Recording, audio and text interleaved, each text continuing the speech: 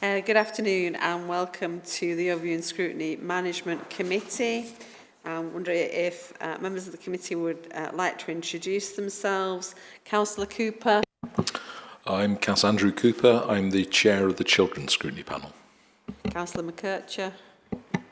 Hi, I'm Councillor Hannah McKercher. I'm chair of the Environment and Climate Change Scrutiny Panel. Councillor Pandor. Hello, Councillor Shabir Pandor, chair of Regeneration and Growth Panel. Councillor Armour. Councillor Bill Armour, chairing Health and Adult Social Care Scrutiny Panel.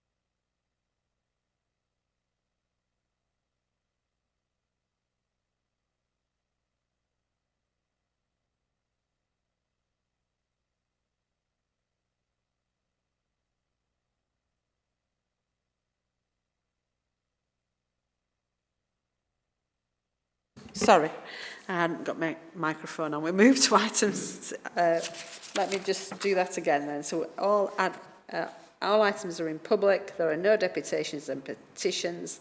And we move to the financial management update, focus on capital and borrowing. Councillor Turner may be a little late. So Isabel, if you can start off, please, on this item. Thank you.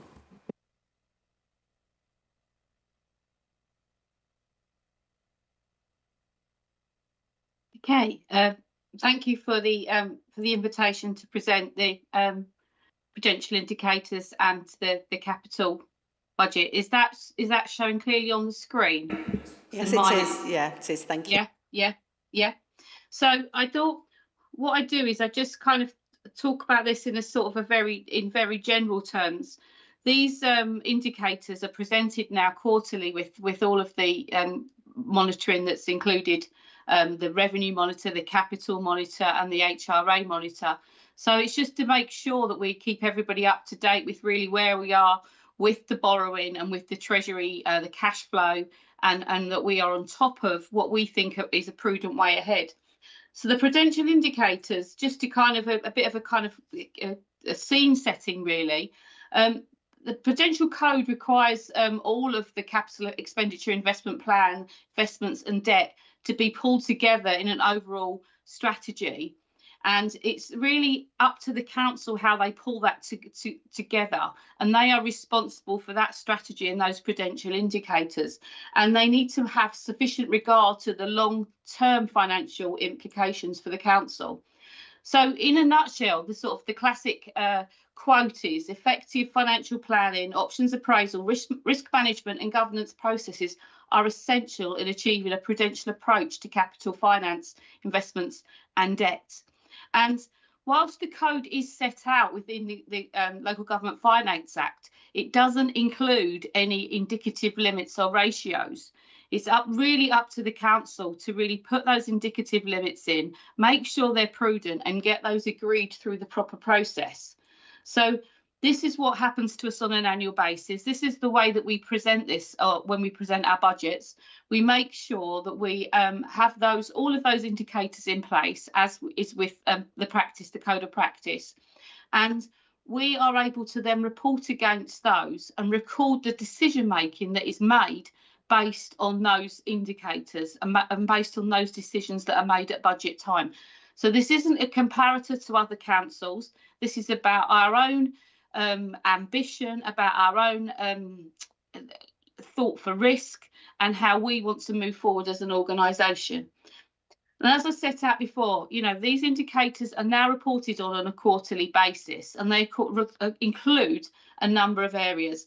capital finance, the capital financing requirement, some debt indicators, some operational debt boundaries, something around the treasury information that we've got, the level of debt we've got and the level of borrowing and the level of lending that we have, and then the proportion of financing costs to the net revenue stream. So starting off with the capital expenditure. So all of this is based on obviously the 23-24 budget setting information. So you will note that for 23-24 on this prudential indicator, we have a net capital budget of £208 million. Latest projections show that we will probably only spend £178 million. So that's nearly £30 million less than what we thought we would at the beginning of the year. So all of these things will affect the outturn. But for reporting purposes, we stick with what we've reported in the public domain, and we report on what we've reported in the public domain because we feel that's the best way for consistency. So all of our figures will be based on that capital expenditure that was agreed in the budget of 2023 for the year 23-24. Coming out of what actually is the capital programme, we have what we call the capital financing requirement. This is a figure that gives to us the net level of borrowing that we might expect to see if the capital programme is delivered in the way that we think it would be based on that profile. So what this capital financing requirement is saying is that we could borrow, or we could potentially have to borrow, our total debt might be up to £905 million by the end of 23-24, based on the capital programme that we've put into the budget and that's been agreed by Cabinet. The capital financing requirement is generally calculated on an annual basis, and as you see, when you see the accounts, you would generally then have an outturn presented of what the capital financing requirement is. Generally speaking, councils under borrow on that. So where we've got the potential to borrow 905, or at any maximum point we might have borrowed 905, we wouldn't ever generally hit that level of borrowing, because we would have money within our own banks, within our bank cash flow, in order to use for spending. So it's just an indication of what our net level of debt finance could be if everything was delivered in the capital programme. So there's just something that shows what our net level of debt at the moment is, and what it's forecast to be, and what the capital finance requirement is there. So there you can see the capital finance requirement, as we saw on the first slide, is 905 million. But actually we're only forecast to borrow or have debt of 791 million. So it's just really a top level indicator of where we could get to, but we don't always get, well, we don't generally go that high. We then issue ourselves some boundaries, because obviously we need to flag up when we think we're getting close to any of those debts, and we need to make sure that we have got those points in place for us to check what debt looks like and how that debt will move forward. So the total debt that we have at the moment is 800, and I'm talking as at the end of Q3, obviously, is 803 million pounds. But we are authorised to increase that debt level at any point to 948. So that's our authorised level. And we obviously flag up our debt as soon as it goes beyond 923. So we have our authorised limit and our operational limit, which is almost like our working limit. We just need to make sure that we keep within those boundaries. So whilst we might ultimately, going back to the previous slide, need to borrow 905 million, we always include a little bit more in our authorised limit to make sure that we've factored in our cash flow. As you'll probably be aware, not all of the money comes in from central government in one hit. Money that maybe comes in from West Yorkshire, large sums of money we might have to pay for things up front. So we always make sure that authorised limit is higher than what our actual need to borrow is. One of the other indicators is the net income from commercial as compared to the net revenue stream. And as you can see here, It's at the moment it's probably quite low based on our current income streams from commercial. So 23-24, it was 0.5% of total net revenue stream.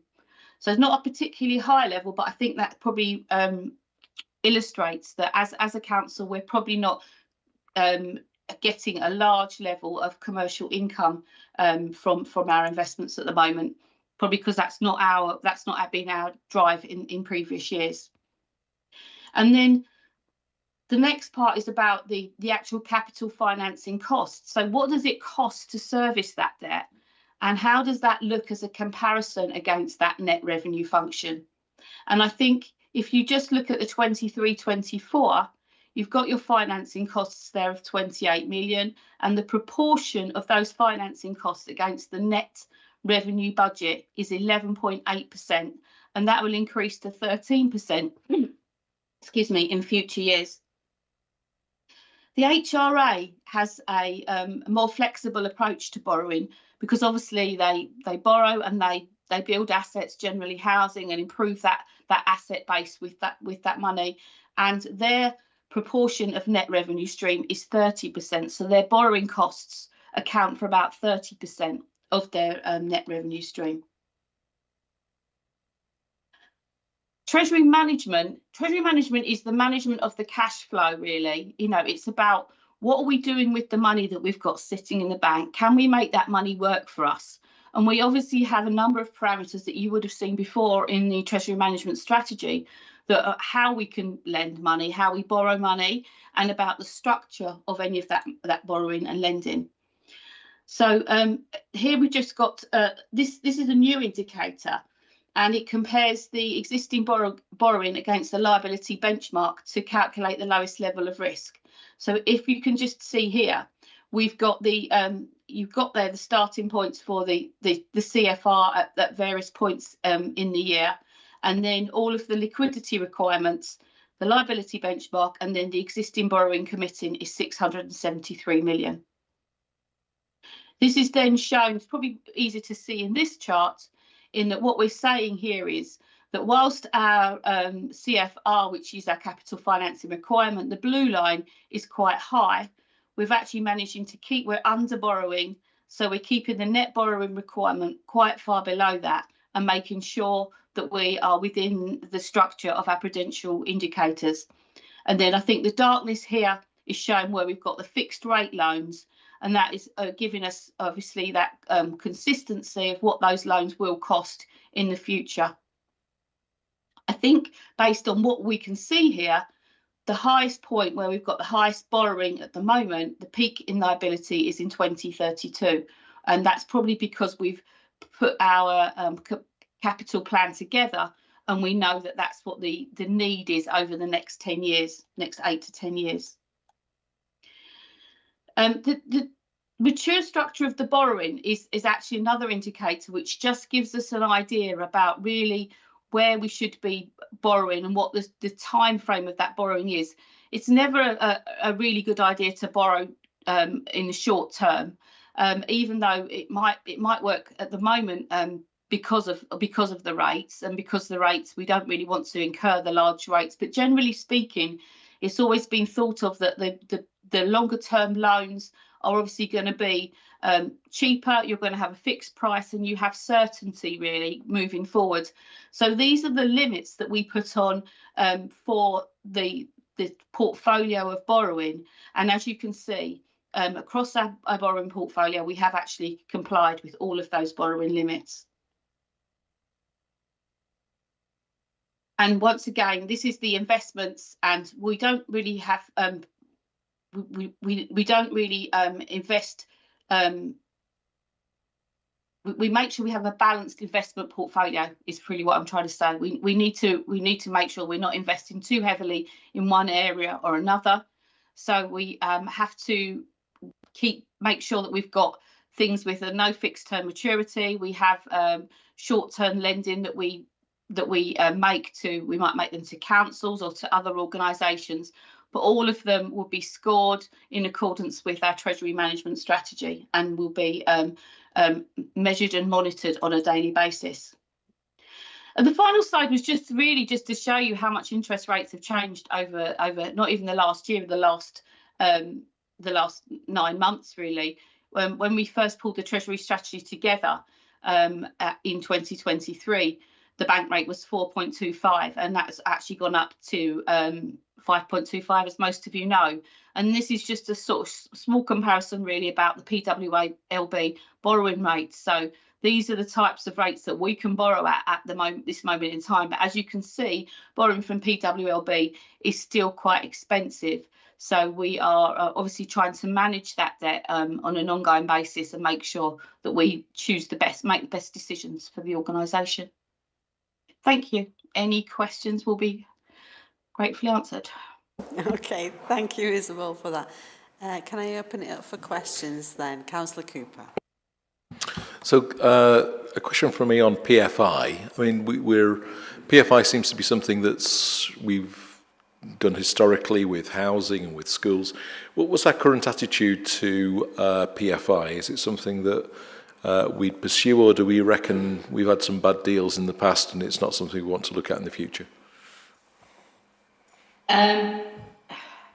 Speaking from my own experience and not Kirklees' experience, because you know that's a slightly different experience, I would probably not be erring on doing PFIs. I think the ones that we've got are obviously the legacy PFIs that are coming to an end. It wouldn't be my first port of call for financing, but I wouldn't rule anything out before obviously looking at it and giving it that proper financial due diligence, really.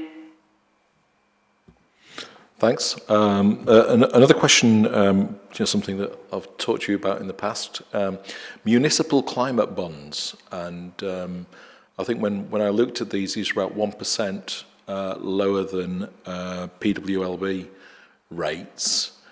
Any commentary on that? I mean, we had some councils, I think at least 9 councils have operated them. Is this something that we're looking at all as something we might want to pursue? I don't think we would rule it out. I think it's just the magnitude of that kind of level, the amount that we'd need to raise through one of those bonds to make it worthwhile for the admin and for the setting of those up. It's definitely something I could raise. As you know, we've got a new Chief Finance Officer coming into post on the 7th of May. So I'll make sure that he's fully aware of those options. I'm not sure at the moment. When I spoke to my Treasury team, I'm not sure it's included in our Treasury strategy, but I'll need to double check that and see whether we've got the opportunity to do that. And if not, it may be that we could update it in next year's Treasury strategy. So just to come back on that, I guess there are other benefits that we might want to consider, one of which is the fact that more local money stays within the local economy, because we're looking generally at people who are local financiers of this, people everybody who's putting in from 100 quid to, who knows, thousands from local sources. So keeping money in the local economy is a benefit that we could realise within our own budget strategy, something that we can show as a real benefit. And it's something that's been done by, as I say, at least 9 other councils. And so some of the learning from that, I know what you said about administration costs, but I think one of the things we could do is look at what the issues are in practice for some of the councils who actually employed this. What is it that they're what's their actual experience of this? Is it arduous or not? And some of them are quite small councils, you know. Happy to do that. Happy to make sure that that's. I can talk to my Treasury team. Unfortunately, none of the Treasury team are in the office today, but I will make sure that that's passed on and maybe do some investigative work on looking at that. Thank you. All right, thank you. Councillor Armour, did you have a question? No. Anybody else got a question? Councillor McKirker. It was only just asking, you mentioned that the commercial income is relatively low and that's a conscious choice in terms of council approach. I just wondered if that's likely to change or if that attitude is still current. I think it could change. I think that as we go into setting the budget for 25-26, there's going to be a lot of different decisions that will need to be made. There'll be a lot of suggestions coming through. I think there's an opportunity to consider that. It's just making sure that that's commercial income on the right basis, yeah, everything has to be done on a business case basis, and making sure that the return on that is the best return you can choose. So it would be through that budget setting process, I would guess. Thank you. I just want on the same subject. Commercialisation is something that we've had some responses from cabinet members in the past, and they've been fairly cautious. And I understand the caution because Iceland and Icelandic investments, Robin Hood Energy, various things where councils have come a cropper because of the way that they've sought finance.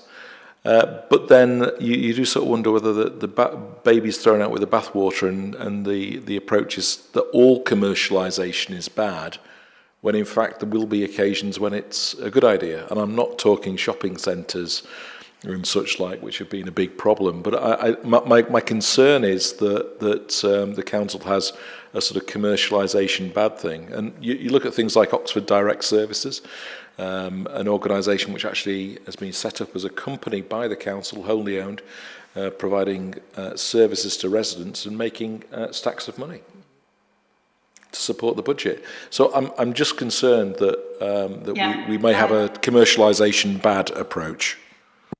No, I don't think that's the case, Councillor Cooper. I think it's just making sure that whatever we invest in is the proper decision.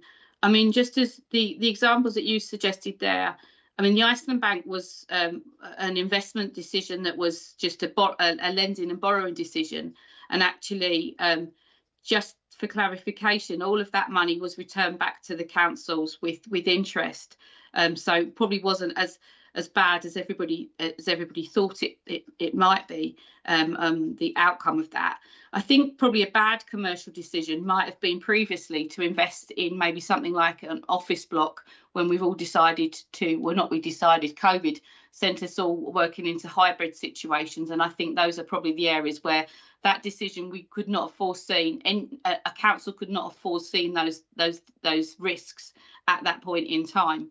But I think going back to what's a good commercial decision and what's a bad commercial decision, that all has to be set out in proper business case with a proper understanding of what the risks and sensitivities might be for the council, and whether they're willing to take those risks further down the line. And I dare say there will be good opportunities for that in the future. It's just about getting that right appetite and getting that right level of investment. Okay, thank you very much. Are there any other questions then for Isabel? No. Thank you, Isabel, for going through that and making it really clear as to what the borrowing and capital requirements are. So thank you very much, and thank you for coming to our meetings while you've been supporting the council. Thank you. Thank you. Thank you very much. Thank you. Bye. Thank you. Bye. We will just pause the meeting a moment while we bring in the participants for the next item. Thank you.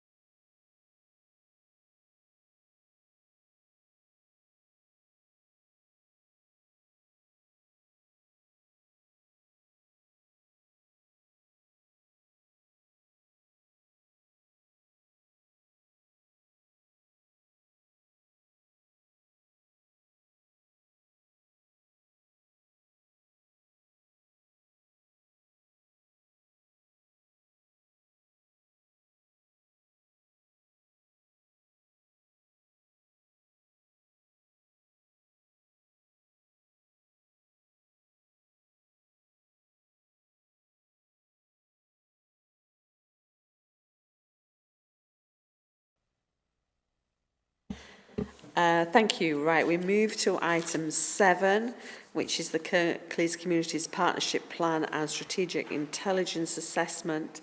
Unfortunately, Councillor Pervez could not be with us today. Jill, I believe you're leading on this item. Do you want to introduce yourselves as you're speaking? Thank you, Jill. Hi, Jill Greenfield, Service Director for Communities and Access Services.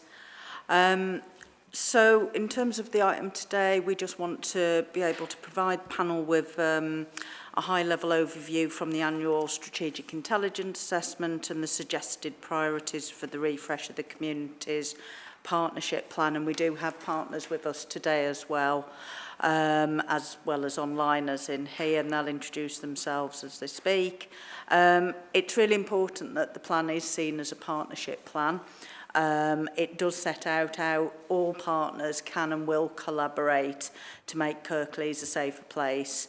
So I'll hand over to Sarah, who'll take you through the presentation, which is really focused on the exceptions, so that it will enable you as a committee to offer both that challenge and support to the delivery of the 24-25 plan. So I'll hand over to Sarah. Okay, thank you. So the format of the presentation is to give you an overview of the priorities, the findings from the SIA, partnership plan review, and the next steps. So strategic intelligence assessment, the themes in there are formed within the partnership plan. They're using the findings from the strategic intelligence assessment. The SIA should be an all-encompassing overview of what affects communities. It's refreshed annually, so this is our annual refresh for the year.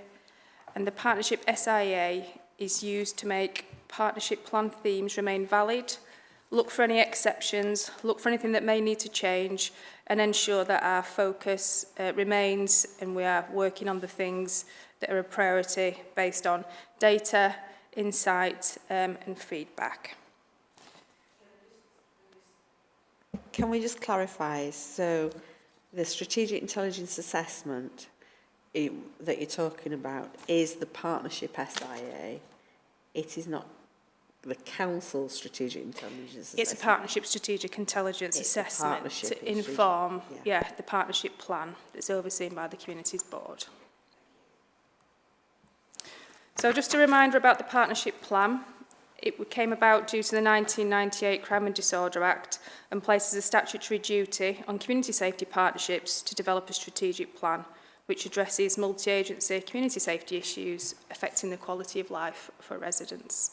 So that is overseen by the Communities Board within Kirklees, and it is a partnership board. It's meant to set out how the partners and the partnership plan work collaboratively together to create a safer Kirklees. So the plan for this year is now being revised. We're using the strategic intelligence assessment to do that as a partnership, and it's going to inform how we work for 2024-2025. What we're wanting to do today is to give you an overview of what's in that and to listen to your feedback, to take that back into the Communities Board in May, and then we will formalise what the priorities are going to be.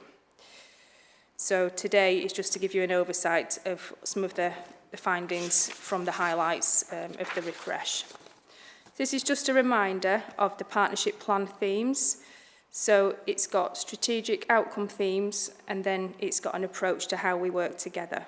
So with regards to the approach, how we work together as a partnership, it's about being place-based, victim-centred, working as a partnership collaboratively, lived experience and listening to voices of the community, tackling inequalities, and focusing on prevention and early intervention. And the themes on the screen are what we've been working towards for a couple of years now with regards to the partnership. So tackling violence, abuse and exploitation, reducing ASB, building resilient and inclusive communities, and reducing risk. So I'm just going to give you a high-level overview of what was contained in the report in the papers for the meeting. So there's been a review of each of the themes, and what isn't happening, we're not changing the main 4 theme areas at all. We're just looking at the priorities that sit within those. So using data, insight, and taking into account the impact on communities that's how we've kind of led the refresh and what we've looked at. So with regards to the theme of overview violence and exploitation, as I've said, there's no change to the theme. Serious violence has reduced, but it's still a priority for us. Violence against women and girls, it's still a priority, but good work is progressing. Domestic abuse, we've highlighted this as red, and that's because of the higher level of domestic homicide reviews at the minute, but this is reflected nationally. Because of the impact on communities, we felt that throughout the priorities of this theme, this needed to be RAG rated at red. Modern day slavery and human trafficking, yes, we've seen an increase in referrals to the National Referral Mechanism. We think that's positive. People are more aware. There's been a lot of training. And also, we're seen to be the second highest in West Yorkshire for suspected cuckooing. Again, this can be aligned to awareness raising as well. Youth exploitation, still a priority. There has been a reduction, and we've RAG rated that at amber. So for this theme, everything is a priority, but for one that really stands out for us as we go into the new year, financial year, it's domestic abuse. An overview of neighbourhood crime and antisocial behaviour. Again, no change to the main theme over and above. What we have decided based on discussions and feedback is that out of the two key areas in here, we wanted antisocial behaviour to be the one that is seen to have more priority as a partnership. There has been some slight improvements and reductions. It's been gradual, but the impact that ASB has on communities is important. So we felt that this really needed to be there as a partnership that we're all having a look and a focus on together. To go into the third theme, which is an overview of resilient and inclusive communities. With this theme, we actually are going to have a review, not of the theme title, but what is within the theme and how that theme works. So during 2024 and 2025, we're going to look at how this can become a theme that oversees place-based responses for the communities plan.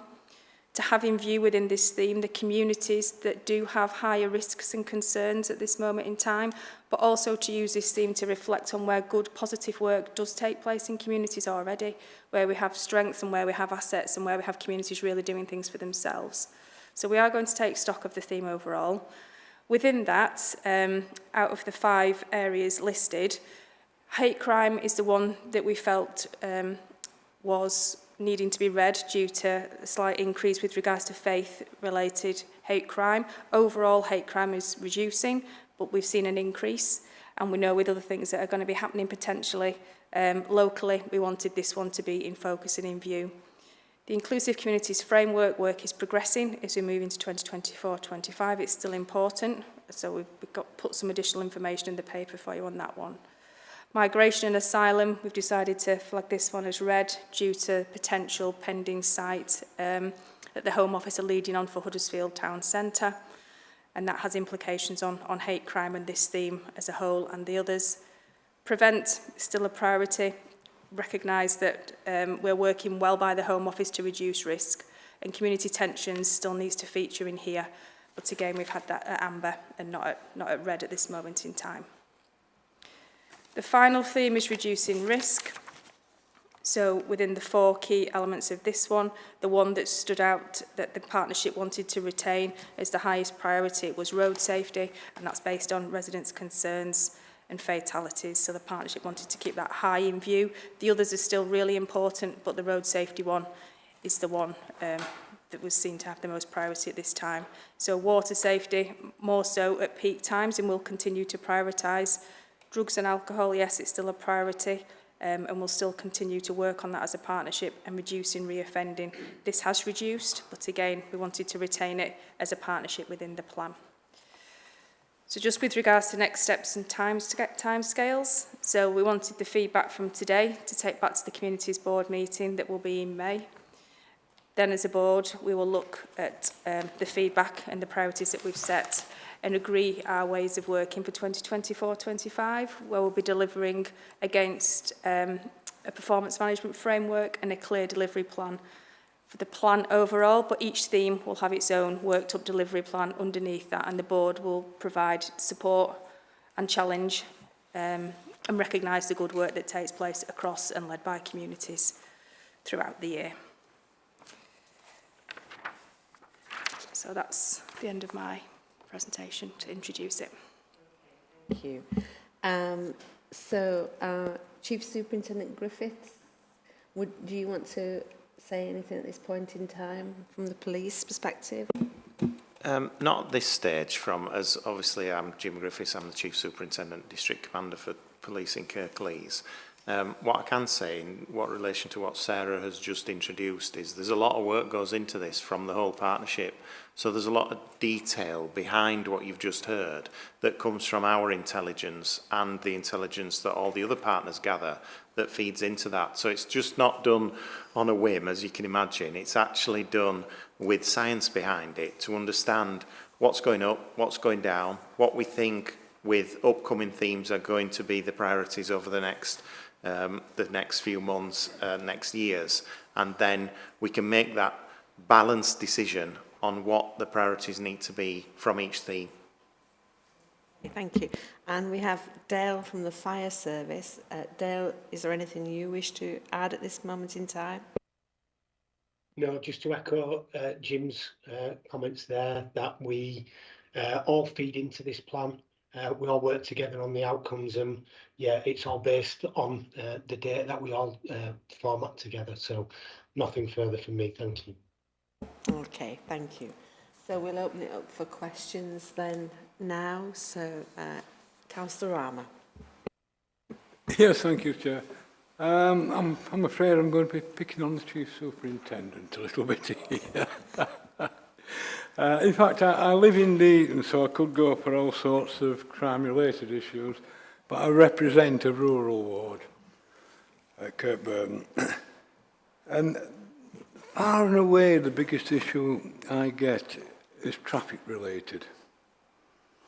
It's either speeding, alleged speeding, and I appreciate that traffic looks to be going awfully fast at 33 feet a second. It's not 44 feet a second, sorry, but it's not necessarily speed. I know perceptions, people tend to perceive speed as being quite a lot faster than it is.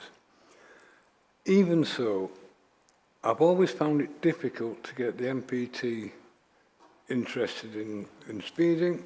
They do try, but they seem to be under-resourced and understaffed. And there's no consistency in my experience in tackling what are seen as hotspots for speeding traffic. Have you any comment on that? They do the best, the neighbourhood policing team, with what resources that they have got in terms of that. And you hit the nail on the head a little bit with the perception of the public around speeding cars. Now, you've seen all those different priorities that are in this plan, some of which the public don't know about. The detail of a lot of the time, what the public are seeing and members of the communities are seeing is what generally affects them, and everybody sees traffic driving past them, and I can totally understand why it might feel fast, especially in the rural areas, when you're walking down a road and a car comes past you and it feels like it's going fast, but it might actually be within the speed limit. And so that makes it really challenging for us to effectively enforce or provide any enforcement. So we do have regular links with the road safety partnerships. We have regular conversations with those to make sure that we've got things in place, and we get our fair share of the West Yorkshire road safety partnership. But I have to focus on everything, and all of those other priorities that are in there are priorities for us as well. So they do try and do where they can the road policing, as well as the roads policing teams that cover across all of West Yorkshire. But we've got to balance it with all the other ones that sometimes people won't see, but we've still got to deal with them. Yes, thank you for that. On a related topic, and it's about 40 years ago we gave up recording non-injury accidents, as we used to call them, RTCs as they are now. They used to be RTAs. This leads to problems. because every time I contact highways about most often a dangerous junction, where there are many, many collisions, but fortunately nobody ends up in hospital, highways say, well, the police don't record them. We can only work, we have, what do we use? Evidence-based. And we can only work on what the statistics are. We rely on the police statistics, but the police do not record non-injury accidents. Now, this is not, to my mind, doing anything to help avoid risk or reduce risk in the community. So how can we ensure that we get a clearer picture of what may be a particularly dangerous stretch of road? And I can think of a few examples in my ward. I'm sure colleagues can think of numerous examples around the board. But how can we ensure that we get a clearer picture of the situation and the risks to the public?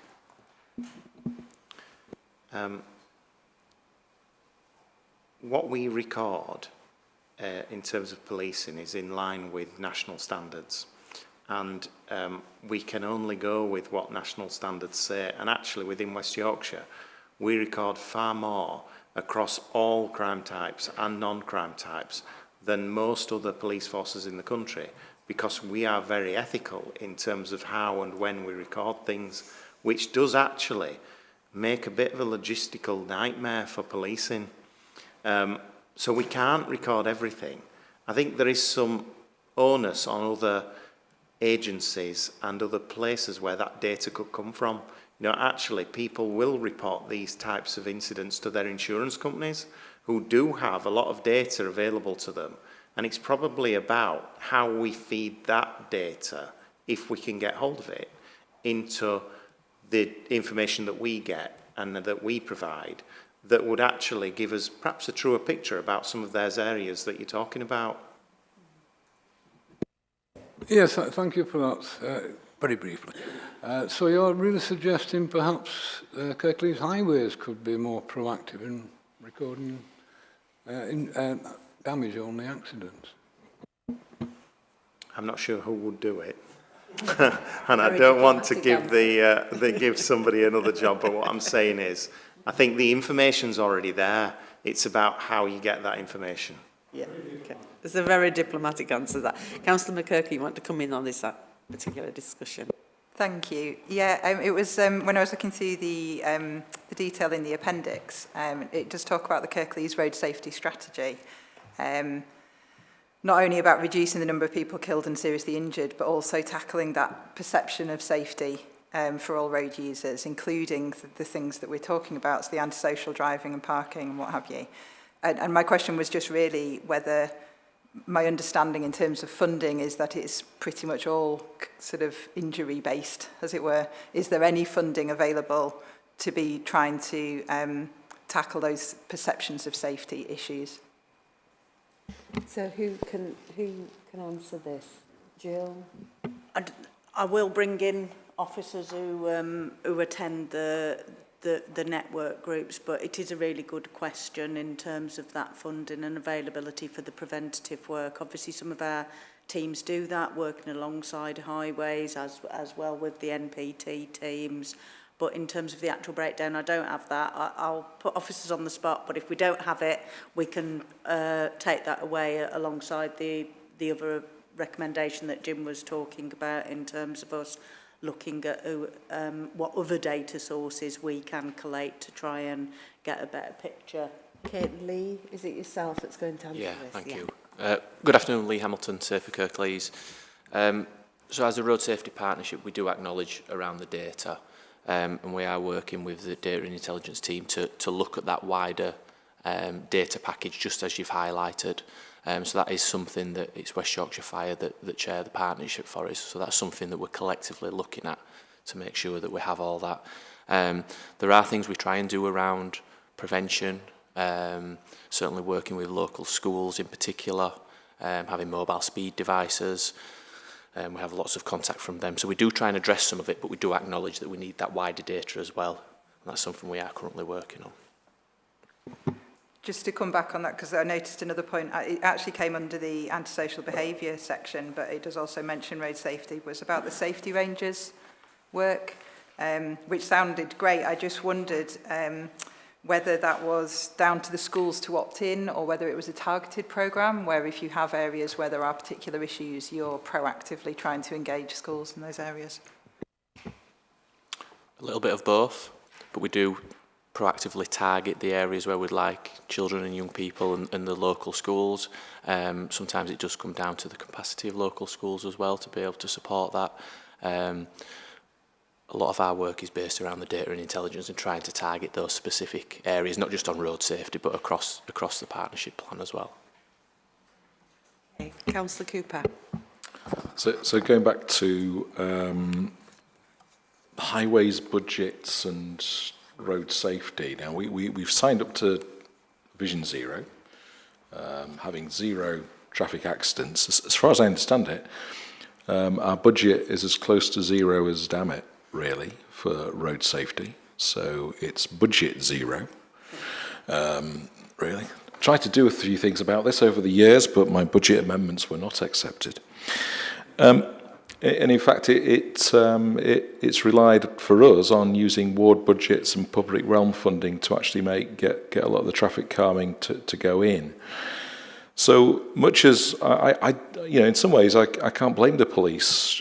In many ways, they can't monitor every road at every place, and we're going to need to put in physical measures of some description to address traffic calming. And if we're not prepared to put our hands in our pockets to prioritise traffic calming, even when times were good, then it's difficult. Best will in the world. I can't imagine a police officer standing by a road in whichever rural area waiting for something to happen. Much better to actually have some physical measures in there, like some of my former colleagues managed to do in a couple of wards in a couple of villages in Kirkburton, which were very popular with local people. Oh, right, okay. So, I mean, I think I don't think we can robustly sort of wag a finger at the police at all here. I think that if this is genuinely a partnership, then Kirklees has got to have a budget to deliver a vision that it has. Does anybody want to comment on that? I'd just like to comment on that actually our role, and people often forget, is a lot about enforcement in the roads policing environment, but that preventative measures that you talk about, that's what helps with that perception, and it definitely works. It slows people down and it does improve safety on those roads. So it's not our only role, enforcement, and we talked about budgets for roads policing. I haven't got a specific budget for roads policing, but what I can say is, we do target those areas where there are particular problems. We do go to those schools where people report things to us, but of course we can't do things if we don't know about them. So it's back to that, if people need us, if people have a particular issue, we need to know. So some councils, Sheffield City Council's one, I think, have been part of these pilots for automatic number plate recognition of traffic violations, where they can monitor things like weight limits, turning the wrong way in a box, all sorts of things. And so Kirklees has not been part of those trials. Doesn't seem to have been an early adopter of that. Have you much knowledge at all about the AMPR options and how we can now use those to address traffic violations? Moving transport violations, I think, is the proper term. It's quite a sensitive area, is the AMPR world. But what I would say is West Yorkshire Police are leading the way, and the West Yorkshire Safety Partnership in Operation SNAP, which is actually an operation where members of the public can send in their own dash cam footage of people who are committing offences to it's a really easy portal. You can send the footage into that portal, and it's a really high percentage of people who, as a result of people sending things into that portal, get some sort of enforcement action, whether that be a course, a fixed penalty notice or appearing at court. So there's not many other regions in the county, in the country, that do anything like that. It's a really positive thing that people can do. And I suppose that's another thing about getting that message out, so that people know if they've got dashcam footage or mobile phone footage or anything like that, it can be sent in to Operation Snap, and we can pick it up. And can I also say as well that there's a number of wards across Kirklees that have used funding to fund for extra police time in this area as well. Councillor Pandora, was that something you were going to mention? Yeah, thanks, Chair. Just a few comments and questions. The range of indicators are massive, you know, it's like you've got everything covered nearly. So my question is, right, is how effective is that data in actually stopping crime happening, stopping social behaviour? You know, how effective is it? Are we good? Are we average? Are we below standard? You mentioned that. Well, you said that West Yorkshire leads the way in a lot of the stuff. How do we compare with other authorities? Other forces, sorry. So we get compared within Kirklees with most similar group boroughs, if you like. So places like Peterborough, Newport, Wigan, Bolton, Tameside I think is one as well. And we are usually just under average. I mean, it's not exactly what you want, is it? Just under average. But it actually, you can't really, it's very difficult to compare because different forces and different areas record crime differently. So where we are, like I've mentioned, really positive on crime recording, that does impact on the amount of crime we actually have and the amount of incidents that we actually have, because, you know, we welcome people, we go out, we try and encourage people to provide us with as much intelligence. So actually, being below a number of those other areas where you would probably statistically expect them to be higher is actually quite a positive. So overall, I would say within Kirklees, we're achieving quite highly in what we do, and we are a very data-rich organisation in the police and through the local authority and through all other partners. We get a lot of data. What the challenge is interpreting that data to understand what it actually means to us and whether we've made a difference, and if we have, why, what's made that difference, and where the areas are that we need to make a difference. And there's one that Sarah mentioned around cuckooing, and that being vulnerable adults targeted in their own homes where organised criminals come in and would probably take over that home for a whole host of different reasons, or they utilise those vulnerable adults. And exploitation, actually we are high on cuckooing occurrences, and we had a discussion about that in the Communities Board. You know, is that because Kirklees has more exploitation than anywhere else? No, it's actually likely to be because we are good at highlighting it. And so because we've highlighted it, we've got more of those incidents than other people. Likewise, if you get a spike in drugs possession, drugs trafficking in Kirklees, it's because we're identifying it. Whereas in other places, it will be happening, but it's not getting targeted and it's not getting found, and it only gets recorded when it gets found. So there are some positives in there that might sometimes look like negatives. So I think you said that, and I want to mention that we are very data rich, and having loads of data is good, but sometimes there's an optimum, isn't there, in terms of how much data they collect, because a lot of friends I have who are police officers, the anecdotal evidence is that actually we're not doing our job. We just say number crunching, paper pushing, while we should be out there on the streets. So what's your take on that in terms of, you know, is the balance right? Are we too much in the process of collecting paper and running around and not enough in terms of actual policing? You get what I'm saying? Yeah, absolutely. There are some things that we have to do, just because it's national standards and we have to make sure our officers are doing it. We've made it as easy as possible for officers to do things while they're out and about. They have mobile devices now that they can do virtually everything that they need to do in terms of paper work whilst they're out in the communities.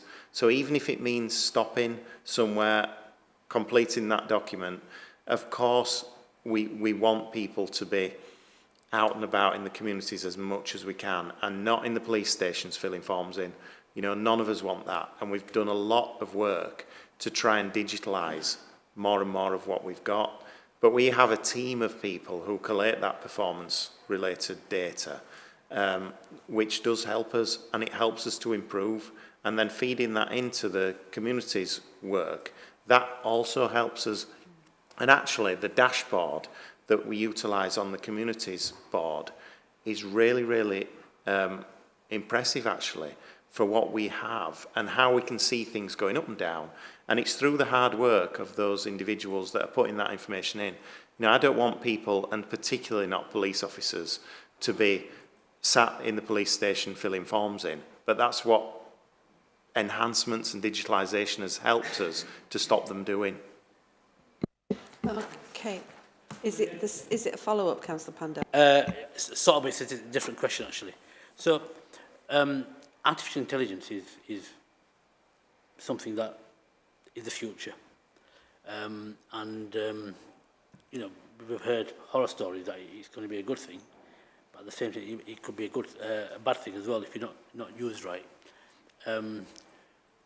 So, has the police, have your research units done any work around this in terms of how we can actually scrape that data to make sure that, you know, we can, you know, use that data more effectively in terms of, you know, the qualitative data that we need to actually get to actually address issues, and also how far are we from being proactive in terms of stopping crime taking place in the first place? Because you can, you know, this is just again anecdotally, that you can program algorithms in some software, and it predicts where that crime is going to take place. Is there any truth in that? And if there is, how far are we from actually getting a society where, before the crime happens, we've actually stopped it? Yeah, we're already doing that, the algorithms, particularly for serious violence. And we've got hotspot areas where we're putting our officers in. So the artificial intelligence world is new to us, just the same as it's new to everybody. And we're working our way through to try and understand how we can understand it more. But the algorithms, that it doesn't tell us where the next burglary is going to happen. Of course it doesn't, but it gives us a guidance about where the best place would be for our officers and patrols to be. Okay, thank you, Councillor McKirker. Thank you. I do have a couple of specific questions, but my sort of overarching question as well was you went through the priorities and the RAG ratings for them, which all made very good sense. I just wondered if there were any other priorities that had been considered. So as long, we're not sort of focusing only on the priorities that were already listed, somebody somewhere is at least looking outside of those boxes and making sure we're not missing something else that should be added to the list. I will come in and answer that. So at the moment, there's always scanning of information and working with our data and insight team and the police and the council to see what else could potentially be a priority. But at this moment in time, based on the data that we've got, those are the ones that we feel will stay and will remain. And there is a lot there. So what we've tried to do with the work that we've done is see that there is a lot to do, but try and lift up and see which ones are causing the most concern at the moment to try and highlight those. But we're going to have to work on everything. But at this moment in time, there's nothing new emerging. But what we're going to be doing, the strategic intelligence assessment is an annual refresh at the moment. We're going to try and make this something that we can refresh on a more regular basis. There is data that the groups and the partnerships and the theme groups use, but it's going to become more of a regular thing. So we're always spotting and checking and taking things to the board if we think something has occurred that we need to be looking at, not waiting until the next time we do a refresh of the intelligence assessment. Thank you, Okay. that's really helpful, yeah. Do you mind if I ask at least some of the, yeah, so I was looking at the, within theme 2, Just a couple of questions. It talked about the tenancy-ready training being delivered to support care leavers. And I know obviously we've just made a pledge as a council about prioritising the needs of care leavers. I just wondered if that was all care leavers that were able to access that support, and also whether we had any data from the tenancy outcomes prior to introducing this support so that we could compare the benefit that it had. This is quite timely, actually. We're just working with our colleagues in Children's Services to see how we can expand that offer. I don't have any of the data around the outcomes, but I can take that away and start to build that in. But we have just had conversation just this week around, can we do any more of that? How can we do that using your data in terms of trying to support from not just in terms of a community safety perspective, but a wider connecting to communities and supporting that inclusive community theme as well. That's really good to hear, thank you. And I'll just tag on this one because it's about the inclusive communities work. So you'd put about, obviously theme 3 is going to have a review. I just wondered where it talks about who's going to be involved in that review. I just wondered how much the cohesion team on the council are going to be integrated into that approach. I know that they're also being reviewed in terms of their remit, but I just wondered if they were going to feed into that that process. And very briefly, that with the hate crime, whether or not we were directly engaging with the Holocaust Centre North. Obviously that's an amazing resource we've got actually on our doorstep, and I know they're really keen to do more partnership working. So I'll start and then bring Sarah in. All of our community-facing teams will be involved in terms of the review, as well as our key partners, in terms of that theme and what should be included, as well as looking at the emerging data that we're getting from our performance and intelligence team, as well as from our partners. I think in terms of around the hate crime, I'll pass on to Sarah to talk a little bit more about that detail. But yeah, I feel like we might have prepped for this earlier because I'm actually visiting Holocaust Centre North tomorrow. We have already got strong links through the cohesion team and through other teams across the council, so we're just trying to re-strengthen that. But if I can pass on to Sarah and colleagues to talk about hate crime specifically. Yeah, so Jill's touched on the first part of the question around ICF. So we are going to be developing a theme group that oversees that area of work at the moment. At the minute we have 5 pillars in there. We're going to be looking at having something that oversees that to see where are our communities in Kirklees, where do we need to support them to be more resilient, and there'll be lots of opportunities for people to be involved in that, and the teams, as Jill has said, that are front-facing in communities will definitely feed into that. So with regards to hate crime, at the moment, based on the information that's in here, we have had a reduction in hate crime overall, and it's the faith hate that is starting to increase, which is a national picture as well. But I don't know whether, Chris, you want to add anything into that from your involvement with the hate crime work? In terms of the hate crime, I mean, the approach that we've got, it's the strategy's got 3 elements to it, and there's a lot of it which is about awareness raising. It's about encouraging of reporting, as Sarah just talked about. There's a clear focus on people aspects, as in victims and perpetrators, about changing behaviour, about supporting people, about taking strong action. There's also a places element to it, about supporting people in their own homes, in public places, and increasingly in the online space as well. And then the key part of it is about delivering in partnership, and it's about making sure that we're doing that across all partners, and with both in terms of highlighting the issue and collaborative work in that area. thank you. I did wonder, because I know you'd mentioned about the ICF peer review group, and I just wondered what the makeup of that was going to be, but maybe that's something that's still under discussion. That's going to be being looked at as part of the overview of the resilient and inclusive communities theme. That's fine. And just as a point of information, only because it gets listed in here, you've listed the South Kirklees Interfaith Forum. It is actually the Interfaith and Belief Forum. So the name was changed specifically to make it inclusive of those with non-religious beliefs as well. Okay, well, thank you. Thank you. Thank you. Can I ask a question then on the theme 1, violence and exploitation, please? What you've said in your report is that the number of recorded violent offences are below those that are at 22-23. But what is it in relation to seriousness of offence? So is it that the number of offences are going down? Is the seriousness of those offences also reducing, or is the seriousness becoming greater? No, both of those things are going down.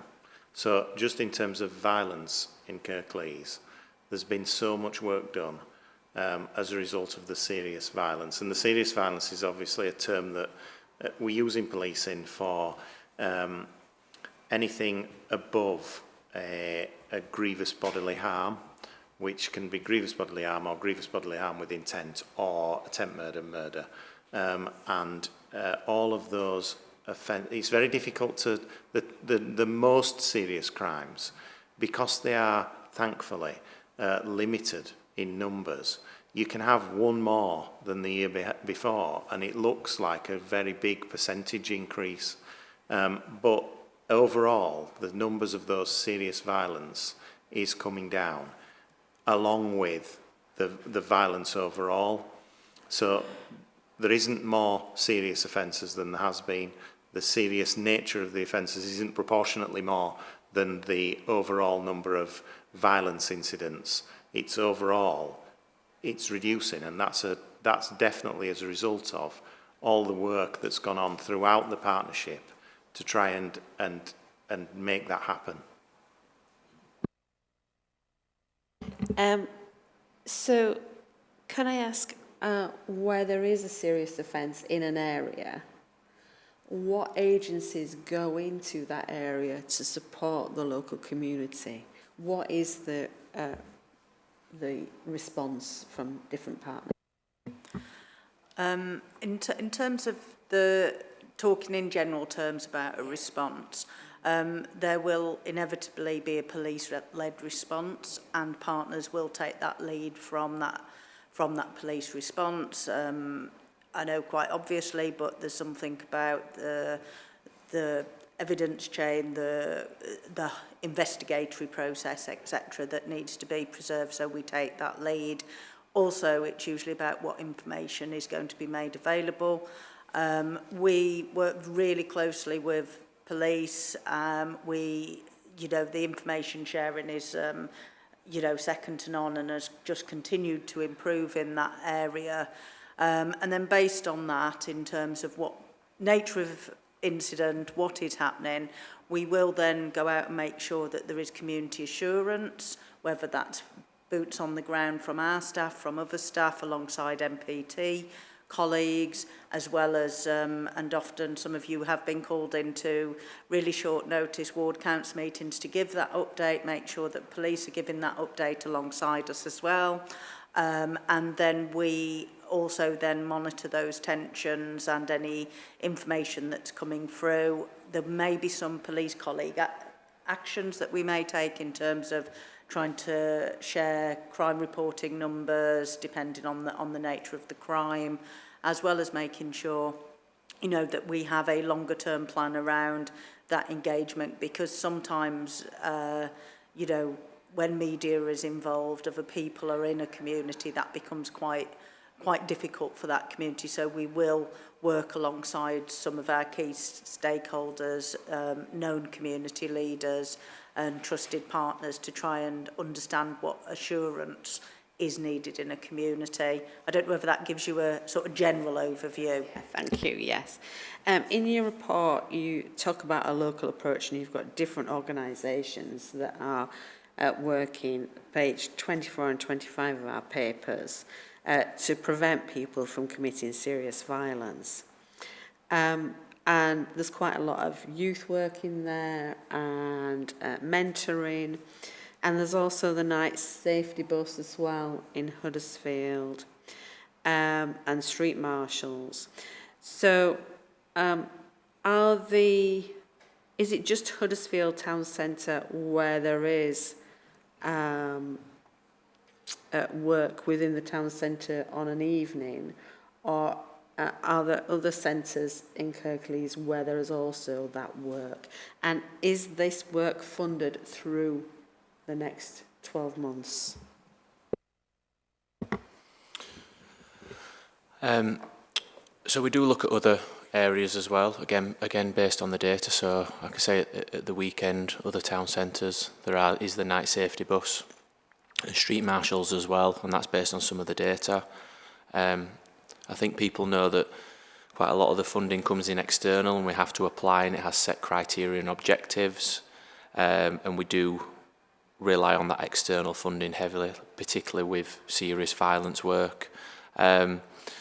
The night safety bus is continuing for the short period anyway. We've got a bit of overlap for that, but there is some long-term solutions that we need for that.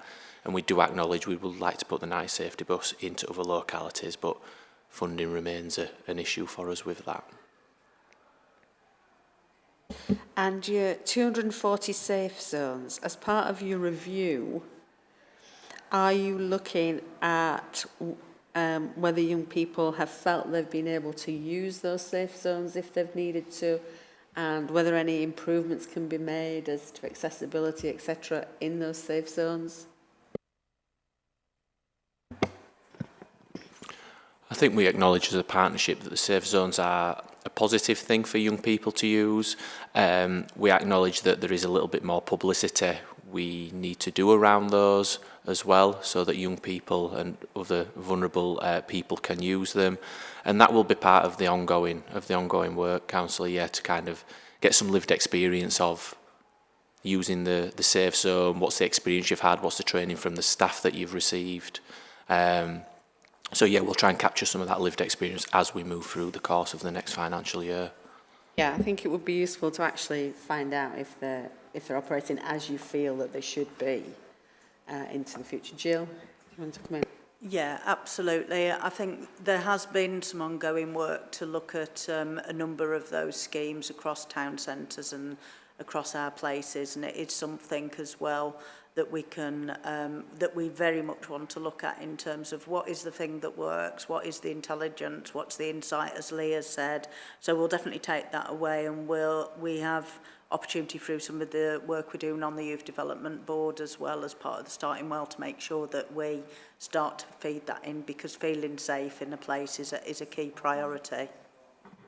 Can I just as well mention you've got A&E navigators in HRI, but you don't mention anything about the North Kirklees and having any navigators within Mid Yorkshire Trust.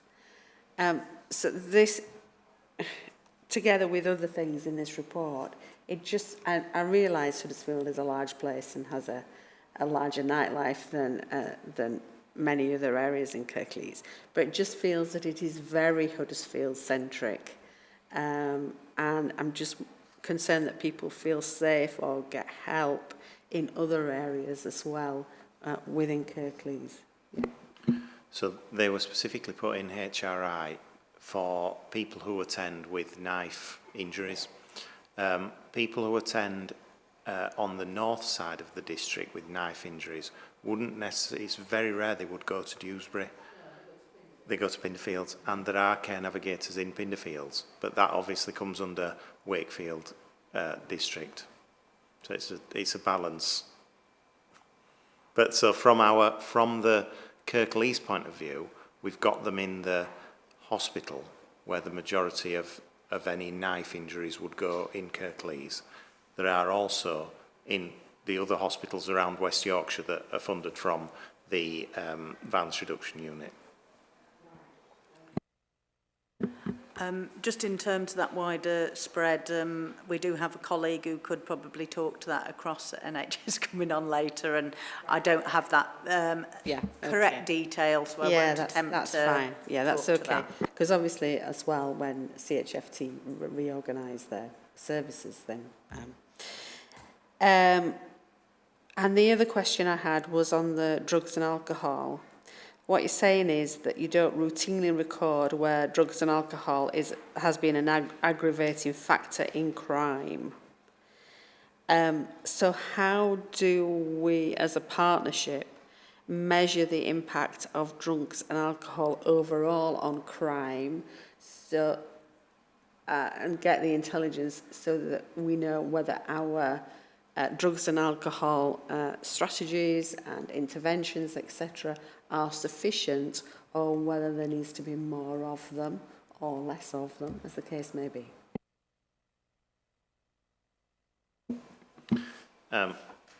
It's not easy, but we were given powers a number of years ago to drugs test people who come into custody, and we still do a lot of that. Which does, whilst it is, I would say, dip sampling, what it does do is it gives us an indication of the types of crimes people who are involved with drugs, the types of the quantity of crimes that people who are involved in drugs come in through custody. And whenever people come into custody, they are given a risk assessment asked about their drinking habits and if they have a problem with drink. So we do collate that data as best as we can, but it is more qualitative. And then those individuals are referred through to any support that they need, which is then obviously captured within those different support networks. It might be an area that the partnership then could look at moving forward as to how we can take that forward. And I also noticed that dual diagnosis is mentioned, and in actual fact, a couple of years ago we did a mental health scrutiny ad hoc, and part of that we talked about dual diagnosis and the fact that people needed dual diagnosis support rather than somebody saying to them, well, you need to come off whatever before you can get some help. And that was counterproductive, really. So you're saying you've got a psychiatrist, but, you know, is there plans to expand that? I think it is a point that we can take away and talk to partners more about in terms of that data, but I think it's also important to remember that we do understand a lot about aggravating factors, unfortunately, from learning reviews, significant incidents, practice reviews, etc. So we absolutely do have in view, like you say, mental health, drugs and alcohol, and we do know that those factors influence a lot of serious violence and crime. And this is, I think, the importance of the partnership, again, in terms of what data is recorded, what learning information we have when things unfortunately haven't gone well, as well as some of the insight and, you know, data that we're getting through our other partners makes that, you know, a bit more of a robust picture for us. But we will take that way and talk to our colleagues about any more of that more up-to-date data. Any of the final questions, Councillor McKirk? It's only a very specific one. It was just when you talked about the mediation services for complex cases, and I was just looking at the figures. You've got that a third of cases resulted in a successful agreement, which is great. In other cases, some parties declined to engage, and others withdrew their consent. And I just wondered if you'd got any, if you were collecting data on why that was in those other cases, and also in terms of the success of mediation, if we were able to compare that externally, you know, in terms of maybe other authorities, or, you know, whether our mediation process is working as well as it could be. I'll hand over to Chris, who's our team lead with regards to antisocial behaviour, to add some context to that question. I think in terms of the mediation and the specifics about that, we'll have to get back to you on that one there if we can. Just quickly on the night safety bus, says here that it's been successful in reducing reported crime against women and girls. It's going though, isn't it? It's funding's going. Do we think we're going to see an increase as a result of the night bus going? And is there any talk between different agencies about trying to find a way of getting it back in place if it really is of value? Do you want to answer that one for us, Lee? We're looking at the funding sources, working with partners, Change, Grow, Live, Chart, we continue to look at avenues to try and fund the bus. What I would say is, in terms of the nighttime economy, it doesn't mean that the police proactive patrols and other things like the bid and the street marshals that they have, it doesn't mean that they stop, so they'll continue. But we do, as a partnership, acknowledge the role that bus has had. So we're just actively seeking how we can get that kind of additional support in for it. But at the moment, as you've outlined, but we do have other mechanisms, don't we, Jim, where the police are actively in the town centre. I know we get daily reports in terms of the things that they are actively doing to ensure that the figures remain down, or as down as they can be. Yeah, just in terms of the town centre, we have a town centre team still that covers both Huddersfield and Dewsbury.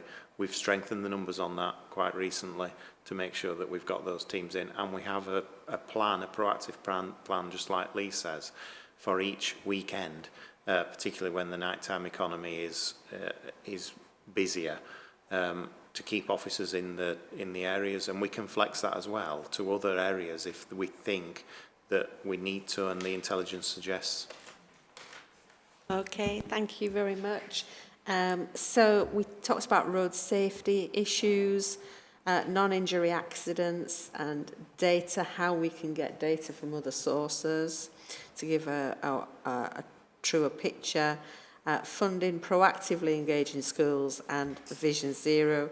We've also discussed intelligence, carers and the discussion you're having with children's services, the cohesion team and hate crime, reviewing the safe zones, drugs and alcohol works and more work under that, and the mediation role and the night bus and town centre works. So does the panel believe that the items under the themes have the emphasis that they should have from the report that we've got? Do you think that those are the right themes to have been picked up? Yes? Yeah, okay. As always, Sheila will give you the information for your communities board meeting as for the response from Scrutiny. Okay, thank you. So can we now quickly move on to item 8, lead members' reports. Councillor Cooper, yours is the first. Anything you wish to highlight on that item? I think one key issue is that data is a really big part of children's scrutiny panel work, and it's very data rich. There's lots of figures to look at in terms of what's going on. But the real learning from that is probing officers to how they interpret that data, their explanation of it, just to actually test the knowledge that they have and the understanding of that data, which is what actually gives me quite a lot of assurance that when we do have the Ofsted inspection that will go well. Other areas we've been looking at recently and been looking at throughout the year is exclusions from schools and absences more generally. And particularly on exclusions, there's been some proactive work that's been done by the council to address exclusions, and so that's come down, and some specific work done with schools who were skewing the figures a little bit in terms of exclusions. So that again is a positive. Looked after children has been another focus, where we've and the council itself produced a motion which identified looked after children as being a protected characteristic, which the important thing is to see how that actually pans out in reality, in terms of how that's how the council responds to that, and if it really makes a difference to children who are looked after. I think I'll leave it at that. Okay, thank you. Councillor Armour, your report. Any items that you wish to highlight? Yes, just a couple, Chair. Looking back to the 24th of January meeting, the ICB came along, talked about dentistry. They raised the question themselves about what they saw as health inequalities between North and South Kirklees. I asked for further information. This is the 24th of January. I'm informed this morning that they still haven't come up with any further information. It seems that I inadvertently asked a very difficult question of them. So we're still working on that. I still have some hopes of getting a response from them. The other thing, which is on the following page, page 38 of the pack, and relates to the council-run long-stay dementia homes. Just say that I am very happy to see that these 2 dementia homes will continue to function, and that Kirklees is looking to move them on as going concerns, but they will continue to function. And I'm very, very pleased to be able to report that. Thank you. Thank you. Are there any questions on either of those reports? No? Okay, thank you very much. And the final item is the work plan.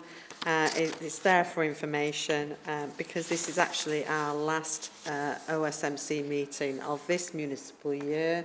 Are there any points that anybody wishes to raise on the work plan at this point in time? Okay.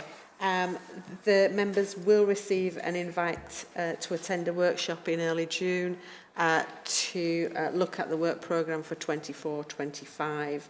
But can I thank members who've been part of the committee throughout this municipal year, and also thank Sheila for all her support, and also our technical experts who enable us to broadcast while we speak. Okay, thank you. We will bring the formal meeting to a close. Thank you.